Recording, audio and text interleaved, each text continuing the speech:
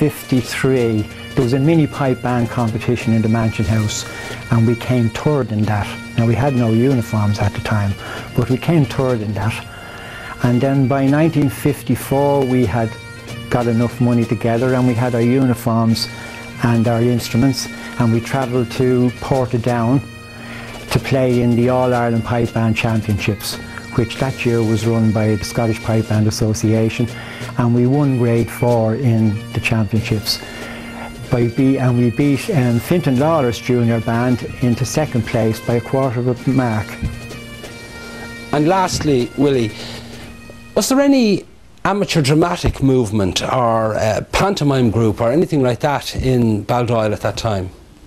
Well, there was nothing as such, except we had a few pantomimes, and they were run by the likes of Alice Welch, and Bobby Burns' mother played the piano, and Mrs. Lawler, and we had pantomimes. And then there was fundraising concerts of all description run in the hall, and we had one of the fit-up groups. I think Williams was the family name, and they came here and stayed in the hall in Baldoyle for a month, and we had the joy of having a play every night for the month. And if you had the few pence, you could get into the hall every night of the week and see the plays. And so, all is change. Houses creep up like mushrooms, and what was a field yesterday is a housing estate today. In 1969, this field, where part of Sutton Park now stands, was used as a fundraising venue for Baldoyle Hospital. The event was a motorcycle scramble, now a frequently seen activity on any piece of waste ground, but then a rarity. And who on earth is that handsome young devil in the white coat there selling ice cream? Get the last of the chalk ices.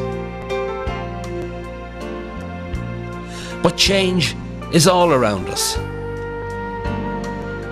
Here is a spot known as Flood's Cross, today simply known as the fire station.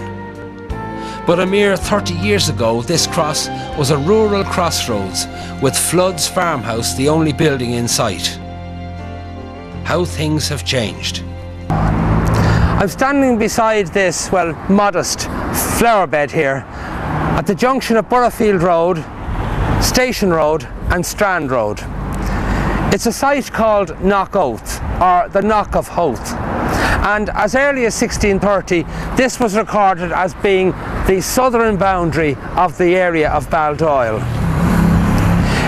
It is in fact an ancient burial mound, and if you see the outer wall, the curved wall there, is the perimeter of the burial mound, and that continued right across the road and into Tom MacDonagh's garden here on my left hand side. In 1928, the National Museum surveyed this burial mound. They found a skull, a human skull, and they found a burial stone within the mound. And then they gave permission to the County Council to proceed with their road works. So the County Council took the top off the burial mound and built Burghfield Road right through it. At the same time, they gave permission for the covering over of the stone-lined graves which had been found in what is now Suttonian's rugby pitch down the road here in Sutton. There were other burial mounds similar to this at Sutton Cross, at Carr Bridge, and one beside Portmarnock railway station. And the museum have surmised that they are probably Viking burial sites, as they were fairly typical of what Viking burials would have been. I think it's sad, however, that our only archaeological monument, Knock Oath, or the Knock of Hoath, was destroyed so easily back in 1928. The slate row of small cottages on Dublin Street gave way to this row of fine two-storey houses. Many of the old lifelong residents were rehoused by Dublin Corporation in this block of flats on the corner with College Street. St Mary's Secondary School lost its old porch and wall in the ever-present quest for more road space for the ubiquitous motor car.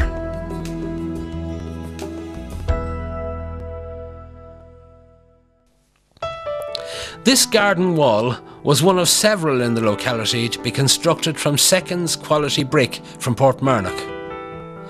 Notice that many of the bricks are misshaped or scorched from the kilns.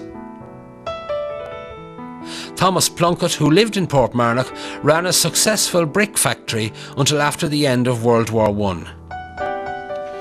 This row of attractive cottages in Old Portmarnock was built with their own brick for workers in the factory. Fine examples of their decorated bricks may be seen in some of the decorative courses here. Other fine examples may be seen today in the old Richmond Hospital, Tara Street Fire Station and Portrane Hospital. In Baldoyle, this once attractive archway was the main entrance to the racecourse. We have made representations to the site developers to have this arch retained and restored as a feature of the proposed racecourse park. This substantial house on the seafront at Dingle's Bank is a relatively recent structure, but it is not entirely original. The house was built on the original structure of Rickard's Cottage, the last house to be connected to the ESB electricity grid, and that as late as the 1980s.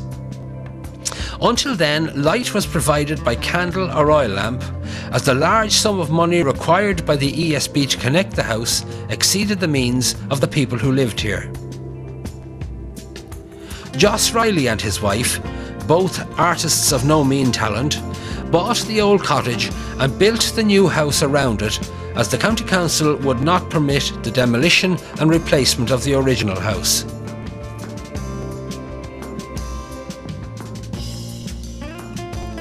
Let us pause and look at this lovely old convent lodge and coach house, which were part of the hospital property until 1966. Jerry and Kathleen Cosgrave lived here and moved to a bungalow further along Willie Nolan Road. And who, incidentally, was Willie Nolan? Well, he was perhaps the greatest Irish golfer of the 30s. A very powerful man, he had a huge hit at the ball long before the advent of modern clubs. He was Irish champion on many occasions and held the record at the old course of St Andrews for many years, and indeed for many years after his untimely death in 1939. In this photograph, the caddy on the left is the late Frank, bless us stay, with Willie Nolan, the Aga Khan, and on the right, caddy Jim Senator Shaw, who once said that many a good North County Dublin man was reared on Howth Herdens and North County Dublin spuds. All four of these good men have now gone to their eternal rest. Michael Connolly's shop and house at Ballhedge changed more than once on the journey to the two smart houses that now occupy this seafront site. To the right of this shot can be seen the edge of Coogan's cottage and the attic window of the room let out by Michael during the summer months. The later photograph shows the modernised shop then owned by Tom Kelly. Here we see the late Elizabeth Palmer as a young bride standing proudly at the door of her cottage at Ballhedge in 1950. Look at the transformation over half a century later to these picturesque cottages here. But for a look at a survivor of the big house era, let us talk with Laura Woods at her house, the Mall. We're with Laura Woods in the Mall, and the Mall is undoubtedly one of the oldest houses in the parish and is the last of the big houses in the parish that's still used as a residence. Laura, when was this house built? I would surmise it would be around the famine time. Why I'm saying that is I know that it was in 1927 when the properties were divided. And do you know the names of any of the families who would have lived here before your family did? Well, there were the Rex, and there was Norbury Furnace, and then there was the McFarlanes. They had two sons, Joseph and Andy. Andy became a Presbyterian minister, and he was based in Castledurg. And Joseph died young. He became a doctor. Well, were there any servants' quarters, Laura, or downstairs, if you like, in the house? There was. Behind the kitchen, there was a servant's room. And up at the back stairs, there were two windows that looked down into the kitchen. Now, whether that was to check up on the maids or not, I don't know, or whether it had anything to do with the RIC barracks, because they had a door going into that room too. Now, on the Sutton side of this house was the RIC barracks, which is now the library. What house was to the church side of the Mall? Breffney. That was a Mrs. Cowman. They had a coal yard there. She had two brothers. One lived in England and the other lived in, I'm not sure whether it was Canada or America, but he came home shortly after she let the place go to the corporation, and he cried bitter tears about it. Well, have you memories of any particularly significant events in your time here in this house? Well, yes, we had a lot of things happened those days. Maureen Kennedy and myself used to go out and swim outside, and it was lovely.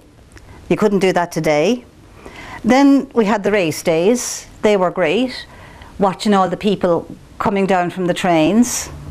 And when the buses would be finished, they'd line up from the corner there at Main Street up to this house here.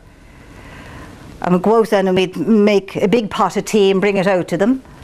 And they'd sit in one of the buses and have that while the people were down losing their money. And we'd know when the races were nearly finished, because those that would have lost money came out before the last race. I'm sure, being so close to the sea, you saw some exceptional storms in your years here. Been many storms, all right, but the worst was on the 8th of December 1954. My mother used to sleep with the window open, and we were flooded.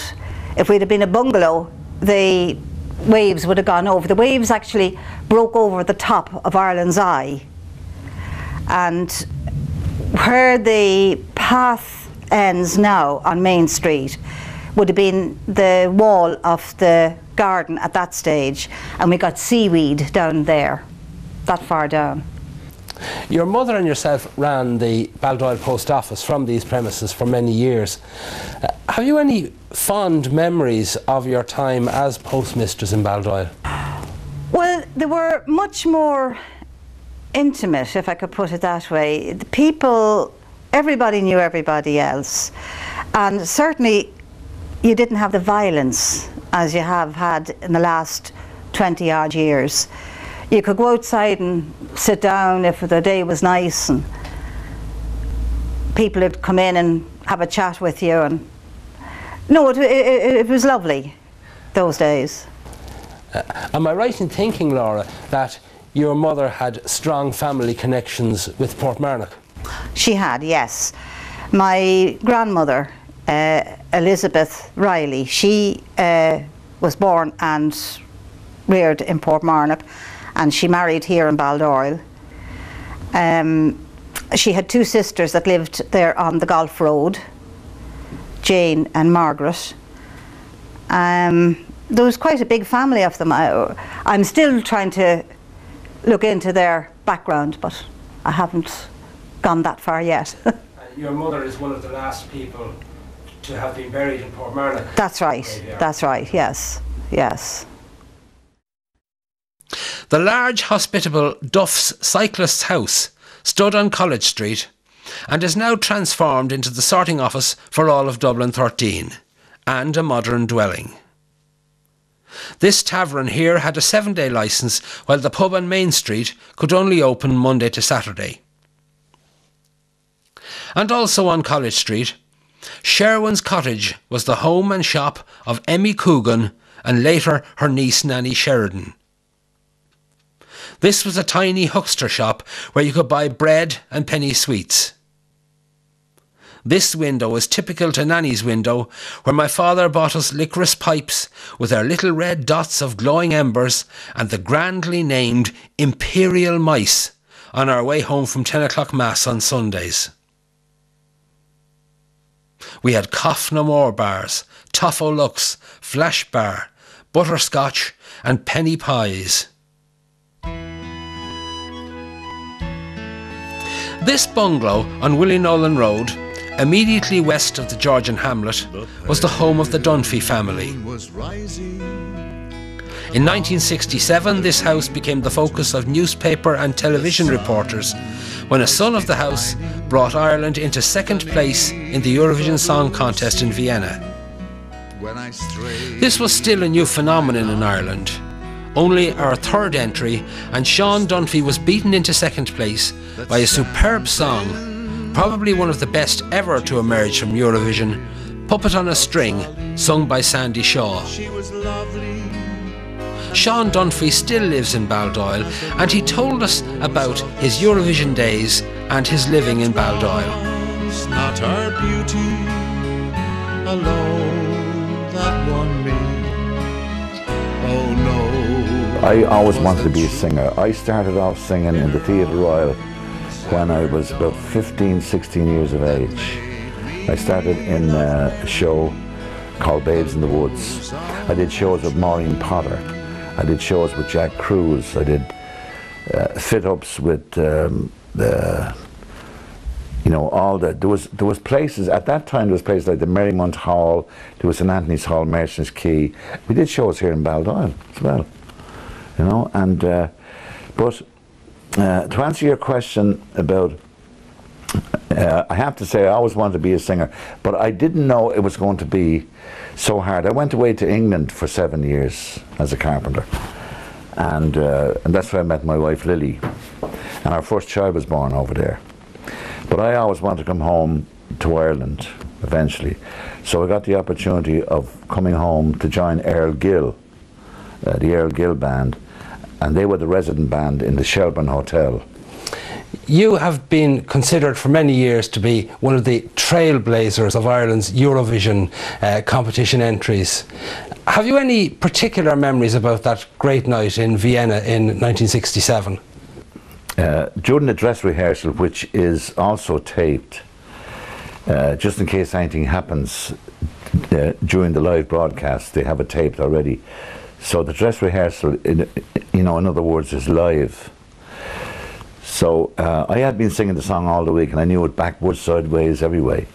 So and it has a verse in it. If I could choose a time to talk with you, I choose the longest day.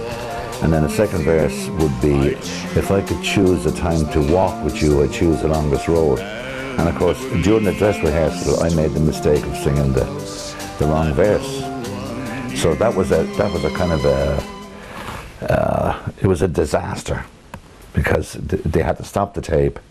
And then I said, what's wrong here?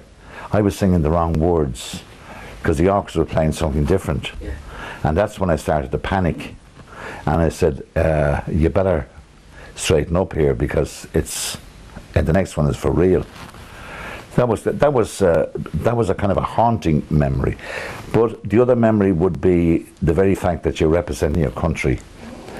Did the people of Baldoyle mark the success in any way?